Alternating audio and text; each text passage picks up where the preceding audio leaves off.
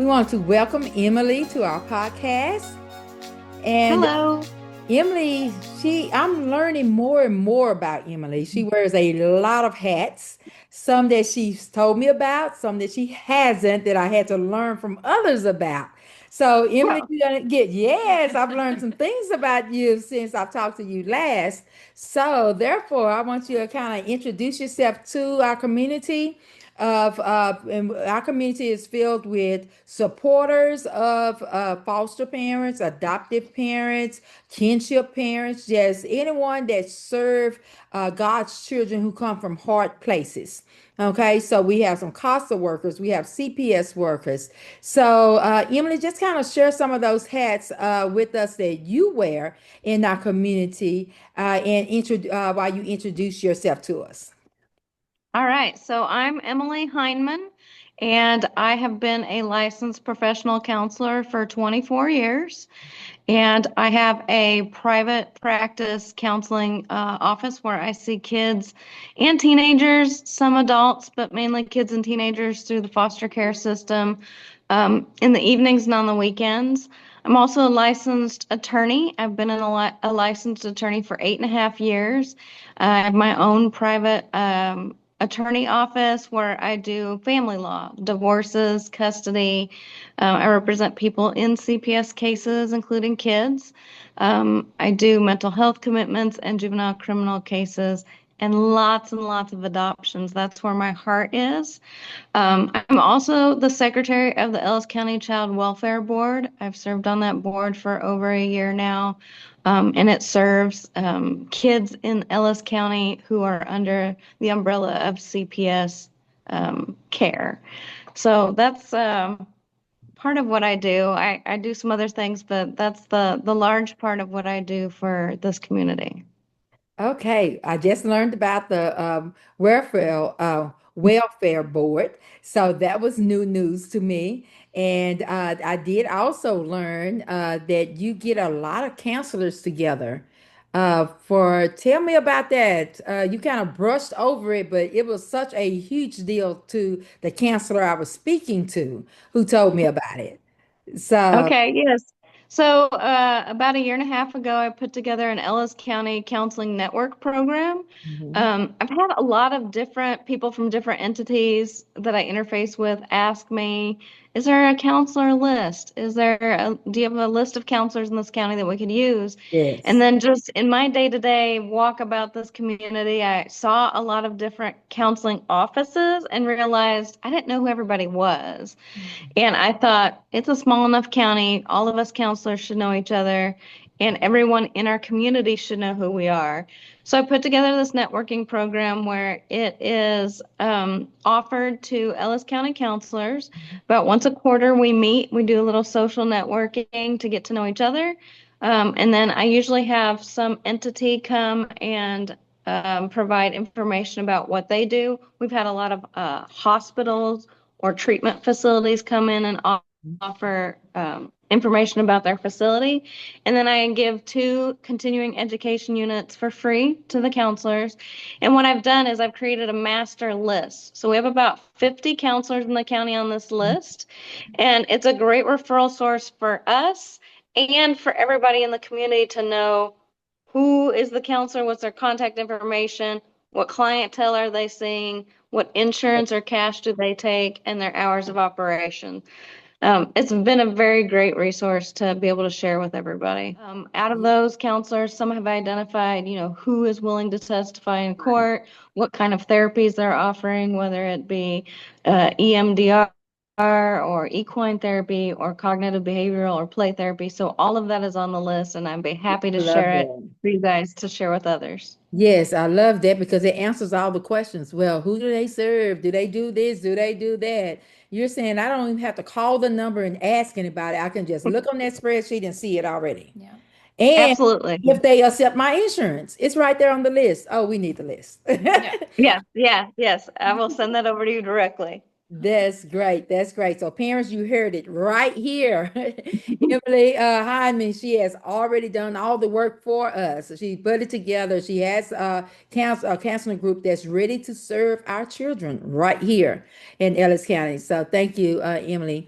Let's talk about now let's talk about the Ellis County welfare right now because I'm finding out more and more of what you all do for our children and that you have resources right here that they can tap into. The foster parents can contact you all.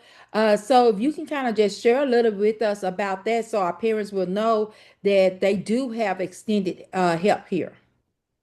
Yeah, so most counties, no matter what county your child is placed from, has a welfare board. Okay. It's set up through the county, so most of them are funded with county money, and it's designed to support CPS and the kids under the CPS umbrella. And so Ellis County has a welfare board, and we're kind of two parts. So we have what we're beginning to establish is a nonprofit side that accepts private donations, Mhm. and then the county side, which accepts money from the county. Of course, the county monies have to be accounted for the way the county wants them accounted for. We have to keep track of that money in a certain way. But there's definitely monies available. I landed on this board about 2 years ago. I was approached to join the board. And when I saw how much money was sitting in the account that had not been spent, I was flabbergasted. And so the board kind of went through a renovation process the first year I was part of it. And this year we are steady looking at what do our children need and how can we fulfill those needs financially. So yes, we're very supportive of foster families. We just had a wonderful foster parent appreciation night where we gave Yes. back to foster parents in Ellis County.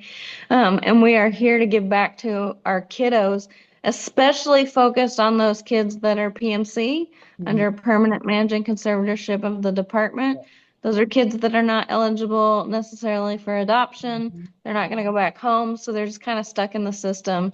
So we've really identified those kids and are trying to pour into them in lots of different ways, not just medical needs or school tuition, but fun stuff, adventures to Mhm. the zoo and That's clothes and good. shoes and games and things. So um, the best way to do that is to reach out to the CPS worker directly. There's a form that they can fill out to make the request for any kind of funding from us. And then the board meets to see, is it in our budget or is it something that we need to vote on to give out this money to help? That's good. Now, I do have a question about that because if we have parents out there that has the children through PMC, meaning that so they're really not working with a case manager anymore, they're not working with the agency anymore, but they still have the children. They're not really adoptable, so they just gonna take care of them, and that is when they become the guardians. They're Okay. now just guardians for life. Okay. Did I explain that correctly, Emily, as an attorney?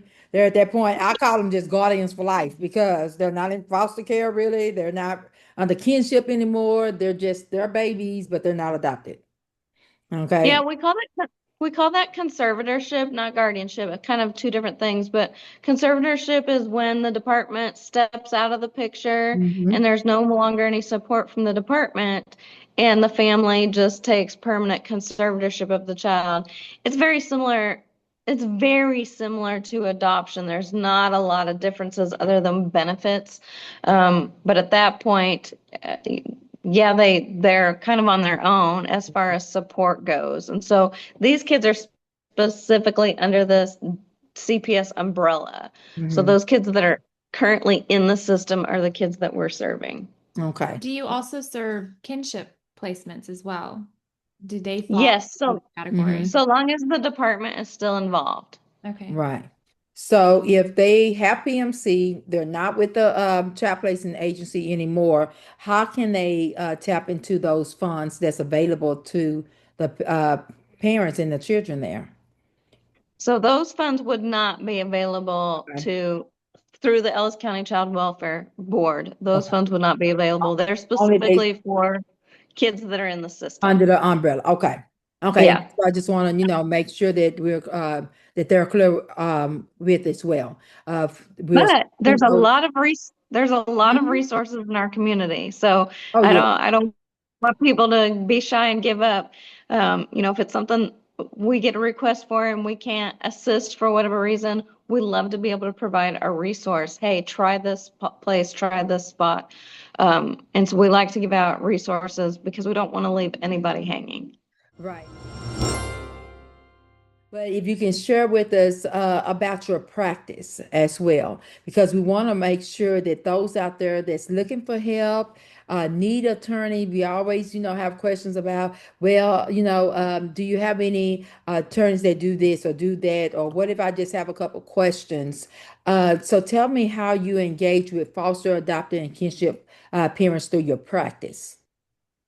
So, like I said, we do lots of adoptions. I think I've done 225 adoptions since I've been licensed in the 8 years. I'm very proud of that. Makes me When I made the decision to go back to law school, it was really based on my experience as a counselor. I testified as an expert witness in lots of CPS cases, probably 60 cases over the years, and I saw kids get terrible legal representation.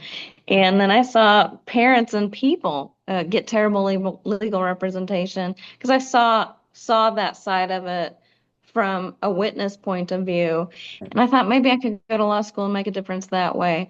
I also saw a lot of kids in care get overlooked for adoption. Wonderful, wonderful kids in care. And simply because, oh, they're in foster care, they must be damaged. I can't take care of that kiddo. And so they were really overlooked. And I wanted to be able to help people pursue adoption through foster care. So I'm very proud of the adoptions we've been able to do. And it's not just been kids out of foster care, it's been grandparents adopting and step parents adopting and aunties and uncles and you name the combination. I think it's come through our door, and it's been really fun to watch God work in that way. So we're available for that to do adoptions for sure. I take the reimbursement from the state. So if the child's eligible for subsidy after adoption, then they're eligible to have their attorney's fees paid by the state, and I can handle that there in my office. That's awesome. Um, we also do a lot of family law, so terrible to say, but divorces, it happens. Any custody issues, if a court order needs to be done. Sometimes adoption isn't the route to go. Sometimes it's conservatorship, just kind of depending on the situation. And we've done a lot of those in lieu of adoption. We've done a lot of adoptions in lieu of conservatorship. There's also the option of guardianship. A lot of those I look at when it's a child that's maybe turning 18 and isn't equipped to be able to live independently. Right. So that would be the idea for guardianship. Okay, great. Now I know one of your loves come in November each year, and that's the National Adoption Day. Talk to us about what that looks like in Ellis County. You So know, it looks a little different in Ellis County. So we went about 5 years where there was no National Adoption Day here, and each county kind of picks it up on their own and does their own thing. Dallas County does theirs, I think, on a Saturday. We do ours towards the last weekend in November. I was approached after people realized I did so many adoptions. I was approached and people started asking me when it was, and I was like, how about I spearhead it?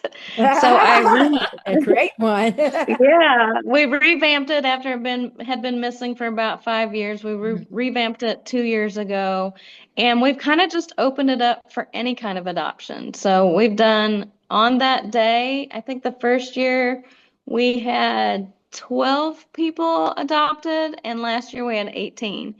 But we did adult adoptions, we did step parent adoptions, grandparent adoptions, CPS adoptions. So we had both of our courts, our family court and our CPS court, open up on that day. They blocked out the entire day for us, and we just have a party at the courthouse. We decorate like no tomorrow down there. We decorate the security bench, we decorate the judge's bench. We decorate the multi-purpose room, and we just have a party. We've had photographers come each year, and so people can have their photographs done for free. We give away a lot of fun things to the kids, lots of balloons. We had a balloon animal person. We've had people set up as resource tables. We've had prayer.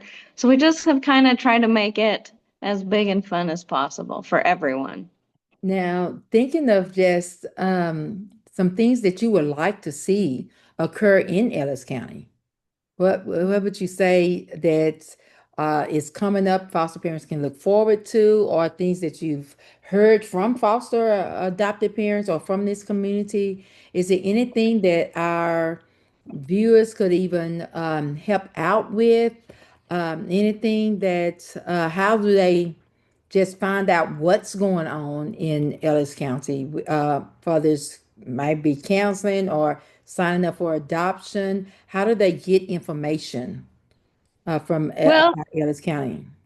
yeah, I think the best place to start, there are a lot of foster adopt support groups going on in this Mhm. county. I know of at least three, and there may be more than that. Some of them are affiliated through the churches here locally. And so I would say get involved maybe in one of those support groups. There's a lot of benefits that come from that. It's Mhm. a place where you can really relate to other people who are doing the same thing as you, that you can kind of go and vent to each other. I've presented at some of those groups before at some of these different churches, and it's so fun to go and offer some insight on different areas. We've talked about counseling, we've talked about adoption, we've talked about what does the legal process of a CPS case look like. So there's some trainings involved, but it's also just nice to be in the same room with people who are doing the same thing that you're doing and feel like they get you and Right. understand you. That's important. There's also, yeah, some respite opportunities involved in some of those support groups, which everybody's always looking for a break. Mhm. Some respite and some time to catch your breath on some things and get back focused on what your mission is. So that would be my advice is connect with one of those. If you don't know of any, you can reach out to me. Like I said, I know of three off the top of my head that I could connect people with. Yeah. A lot of places are also doing some volunteer work in the community. There's a foster care closet that's happening. Mhm. There's another organization. That's my cat in the background. He's pretty loud. Part of the show. There's another organization called Fostering Connections. They're also providing some resources to people in the community and they're looking for volunteers. Of course, you can join the Child Welfare Board that's open to the public in our community. You don't have to be affiliated with this world in any way as far as foster care goes to join that board. Actually, the more variety of people from different backgrounds, the better debate and discussions we have in those meetings. So I like Coming that. from the attorney. Yeah, I do like some healthy conversation. Um, the other thing I am looking to do is create a resource list. Okay. Um, what do we have as far as like inpatient treatment? Mhm. I know my work when I was in the foster care world directly, I did some clinical director work for a while. It seemed like there was just very limited resources, and we ended up using the same place over and over. So Right. I'd like to have a wider resource list for maybe inpatient care, maybe partial hospitalization or intensive outpatient care. Like, where can we get that treatment besides the two or three places we all know Right. about? So that's something I'm looking at doing is putting a resource list together for something close in this area, Dallas, Fort Worth, And that would be Waco helpful. area. Yes. Yeah. Yeah, and I would also, I'm open to come out and speak. So any CPAs or support groups or any organizations that would like a speaker, I love to come and talk about things. One of the things I found that seems to receive a lot of great feedback from foster parents is an overview of what a CPS case looks like. Because there's a lot of hearings, there's a lot of concepts, legal concepts that get thrown around, and foster parents get kind of pushed to the side when it comes to that issue and aren't involved as much as sometimes they would like to be involved in that process to understand it. And so I found that to be very helpful for foster parents to have an understanding of how does a CPS case get initiated and how does it get to the very end. We hear a lot of people saying, well, I would just love to foster, but my heart can't take it. I just can't do this. And some parents might even feel that it's personal, at some point. Yeah. So is there any time or experience you've had to kind of walk through a parent with that, or something that you can give them to encourage them, that they will get through that point, or just that continue to foster? What would you say to a parent that's struggling with understanding why their case went the way that it went? Hold your breath and pray. There you That's the go. first That's advice, good. right? Because you're dealing with the government and it's a process. Mhm. And sometimes it's a very long process. And for those people who say, my heart just can't take it, what about the kid? Right. I mean, their heart is breaking doubly bad as your Mhm. heart is breaking. And so I always try to help people refocus like this is less about you and more about this kid. That's good. And, I've spent so much time with kids that I have a really great perspective of what they're thinking and what they're feeling through that process. And the waiting is the hardest part for the kid. The kiddo that's waiting on the judge to make a decision about going home or not Mhm. is the hardest kid to deal with in foster care, because it's emotional and it's so long for a kid. So Mhm. from the time a CPS case opens until the time it closes, it's open for 1 year. And during that year time, the parents are given the opportunity to get back on track to get their kiddo home. And Right. what people forget, and I think I've told foster parents this a lot of times, is from your perspective, it does look like, well, this parent is, abandoned their child or addicted to drugs or just can't stay out of jail, so they should just terminate right away. Well, what you have to remember is that we all here in this country have a constitutional right to raise our children.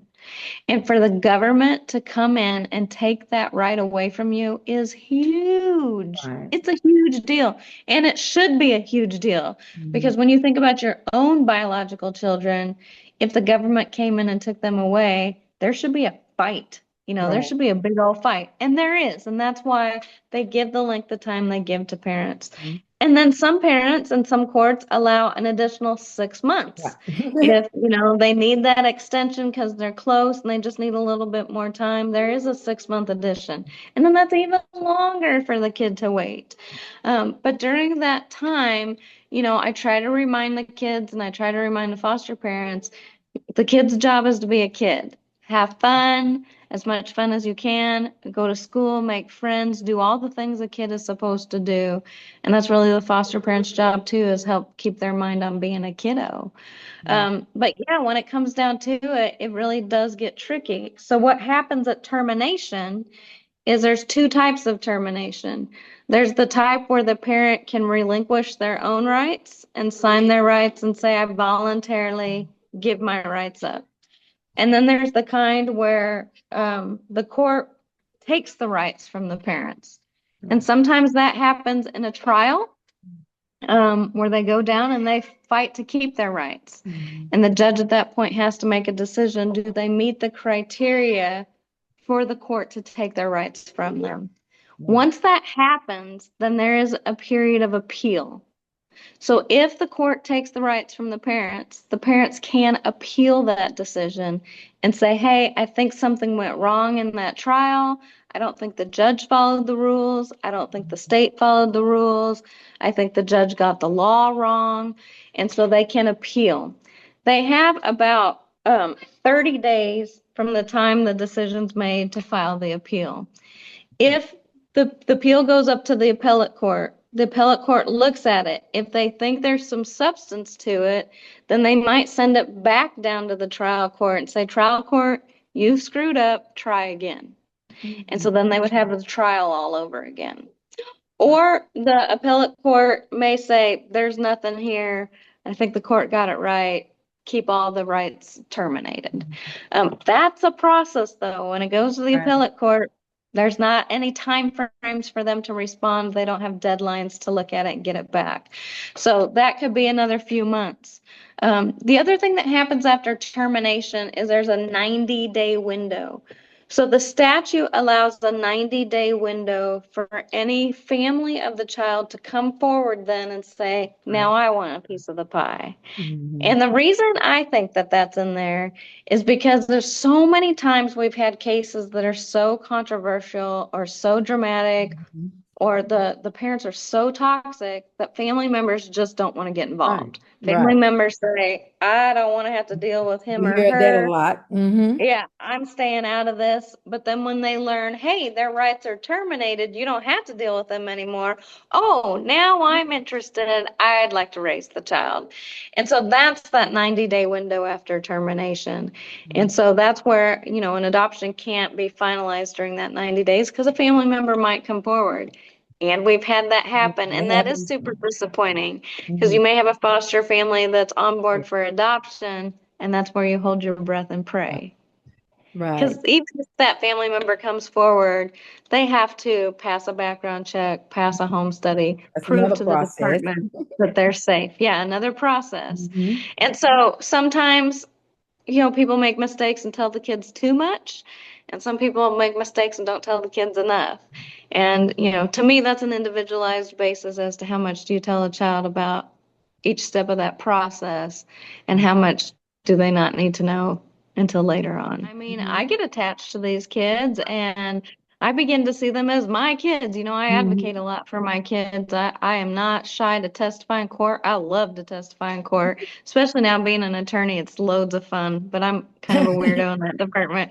But that's a great spot to advocate for these kiddos and care because I can be their voice in the courtroom. Right. And but again, it's good to get too attached. These kids need that. Yeah. But I see foster parents and it's hard because they're not involved in the court case. So they're not necessarily seeing progress that mom is making Mm-hmm. or progress that dad's making. All they know is the little tiny bit that they were told at placement about mom's got a drug problem. And so the idea of sending this kid back from this wonderful environment these foster parents have created for them back to that is overwhelming for foster parents, and they get a little possessive of their kiddos. And I can relate to that because as a counselor, sometimes I'm able to see the biological parents, and then I'm like, oh man, they're going to go back to a totally different lifestyle. I don't know how I feel about that, Mm-hmm. even though it is their family, right? Right. So I get where foster parents are coming from with that. The other thing I'll say about that is, if someone is truly on board with adopting, a foster parent can intervene into the CPS court case and become a party to the case. And so the statute allows that after the child's lived with the foster parent for 12 months. Doesn't necessarily have to be consistently 12 months. If the kiddo lived there, moved away, moved back, but overall there's been 12 months, they can file in either on their own or through an attorney and become a party to the case, which means their voice is then considered in the process of what's going to happen with this kiddo at the end. I've seen and encouraged several foster parents to do that, and it's turned out wonderfully. So that is also an option that's available. Anything that was said, bring any questions to you, Sam? This, but what I want people to hear and what I have learned over the last 6 months is that there are unique and creative ways to adopt. And now this is not kind of getting out of the realm of fostering, but there are like private adoption or direct adoption. There are creative ways to afford that. And that is what I'm learning because there are people like me who are like, I could never afford financially to adopt, but it's not about what you can do. It's about what God is calling you to do. Right. And what I want people to understand, and maybe for you to validate very quickly, is that there are creative ways, there are things that can be done to actually afford it. Just I mean, I've heard from people in the legal world that there's options out there for families who feel like maybe financially they can't go there. I've heard that a lot too, and I think there's a misconception that adoption costs $40,000. If you're doing a private infant adoption through a private agency, it is going to cost a lot of money, right? If you're going to do an international adoption, it's a long process and it costs a lot of money as well. But as far as any other kind of adoption, I mean, you literally can adopt for free. And there are tons and tons of kids in the foster care system looking for a family. All kinds of kids, little kids, older kids, disabled kids, sibling sets, every kind of kid that you can think of is waiting for adoption in the foster care system. And there's a lot of different ways to find those kids, right? Like, where do we find them? Yeah. So there's a website called TARE, Yeah. TARE, and it is put on by the department, CPS, and it highlights kids that are eligible for adoption in the state. It's changed a little bit over the years, and I think they focus more on the harder to adopt kids. So the disabled children, large sibling groups, wide variety of age groups, some older kids. So the kids that they find that are a lot harder to get adopted seem to end up on that TARE website. But that's a great place to start. Yeah. And just be careful. If you have adoption on your heart, be careful, because you'll start looking and say, I could take that kid home, and I could take that kid home, and I could help that kid. And Yeah, it's probably dangerous information to give me. yeah, yeah. And then there's the Heart Gallery, and it's HEART. If you Google that, you can find the Heart Gallery. It's also an organization that promotes kiddos that are eligible for adoption through the foster care system. And like I said, if the child's eligible for state subsidy, so state subsidy is a monetary amount that's paid to a adoptive family every month until the child becomes an adult, to help. I say it as two ways. It's kind of to help raise the child, and it's also like an incentive to get the kiddo out of foster care, right? We'll pay you this monthly subsidy to help raise this kid. And there's also some other benefits that come with that, such as Medicaid is available for the child through age 21, I believe. They have some in-state college tuition is waived for those kiddos. And there's some other benefits that come along with adopting a kiddo out of foster care. And then if they're eligible for the subsidy, and there's 6 criteria that make them eligible, basically if it's a child over the age of 6, if it's a minority child, if it's a child of a sibling group, and then there's some other criteria that are looked at. Then they're eligible for the subsidy. They're also eligible for the attorney's fees to be paid to take care of the adoption. Doesn't pay a lot. I'm not getting rich out here off of it, but it's enough to cover what I need to do. It covers the filing fee, it covers getting a new birth certificate, and it covers, a court appearance and drafting the documents. And so that's a way to adopt for free. And actually, they're going to turn around and pay you monthly to take care of the kiddo. And so that's always a great place to start. As far as any other kind of unique adoptions, like I said, we've done all kinds of interesting adoptions. I had a lady that was actually going through a CPA to get licensed as an adoptive parent, couldn't have children, and she had just prayed for a child. She called me and she said, I think I found a kid. And I was like, what are you talking about? She's like, my sister's best friend called her and said she can no longer take care of her child. Did she know somebody that could take him in? I said, well, I can't broker an adoption, but if you happen to have a kid in your possession somehow and you show up at my office, I can do an adoption for you. This kid was 5 years old, y'all. She had never met this lady. She met her at a Starbucks. They met. She told her story and sent her son home with this woman. It was incredible. So, like, God literally dropped this child on this woman's doorstep. And I've had a couple of other stories very similar to that I'm like, what?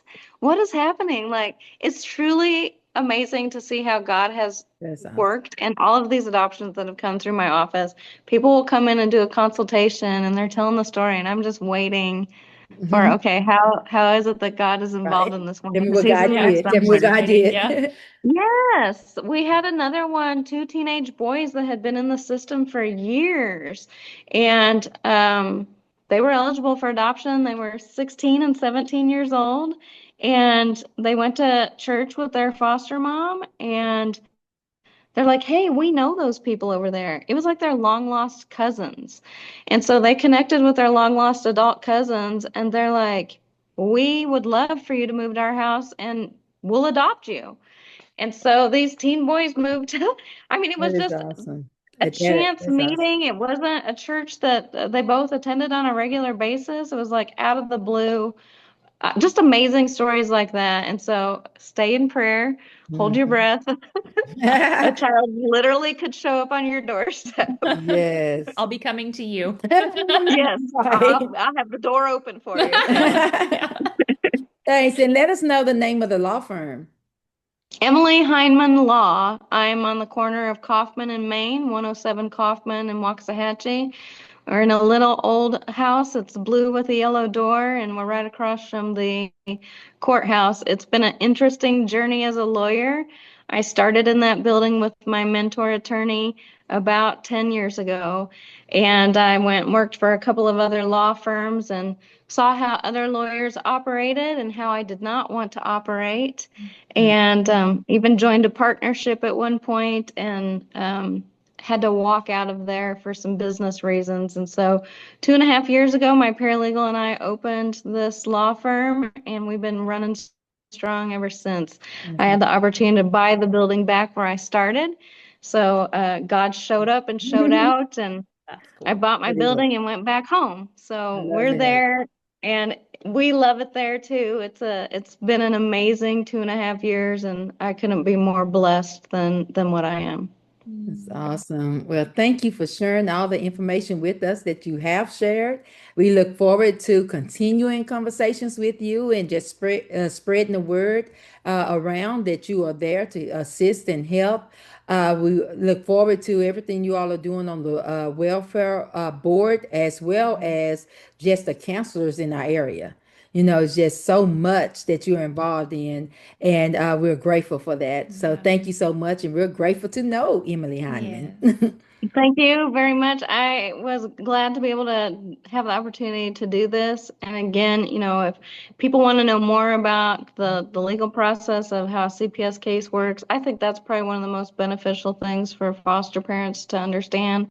I've had the joy of being able to work with some very wonderful foster parents in our community and spent hours and hours in their homes and hours just chatting about the case and the kids and their needs. And so it is the passion of mine to be able to support these kids through one of the toughest times in their life.